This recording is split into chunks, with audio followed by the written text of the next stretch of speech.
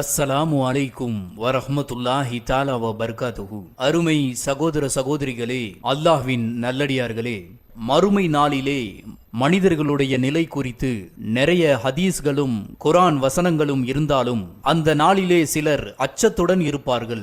ஆனால் இந்த சூறாக்களை ஓதக்கூடியவர்களுக்கு முன்பாக அரணாக இந்த அத்தியாயம் இருக்கும். இறைவனிடத்திலே நமக்காக ஓதியவர்களுக்காக இறைவனிடத்திலே வாதாடும் என்கின்றார்கள் அல்லாஹ்வின் தூதர் நபிகள் நாயகம் ஸல்லல்லாஹு அலைஹி வஸல்லம் அவர்கள். முஸ்லிமிலே 1471 மற்றும் திருமிதியிலே 2108வது ஹதீஸாக இடம்பெறுகின்றது.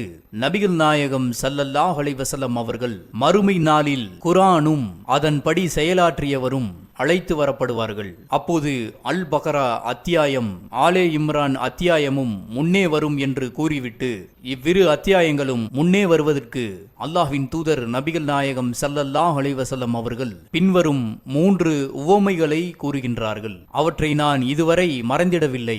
அவ்விரு அத்தியாயங்களும் நிழல் தரும் மேகங்களைப் போன்று அல்லது நடுவே ஒளியுள்ள இரு கல் நிழல்களைப் போன்று அல்லது அணியணியாக பறக்கும் இரு பறவை கூட்டங்களைப் போன்றும் முன்னே வந்து தம்மை கையாண்டவருக்காக ஓதியவருக்காக இறைவனிடத்திலே வாதாடும் என்று அல்லாஹுடைய தூதர் நபி ஸல்லல்லாஹு அலைஹி வஸல்லம் அவர்கள் சொல்லுகின்றார்கள்.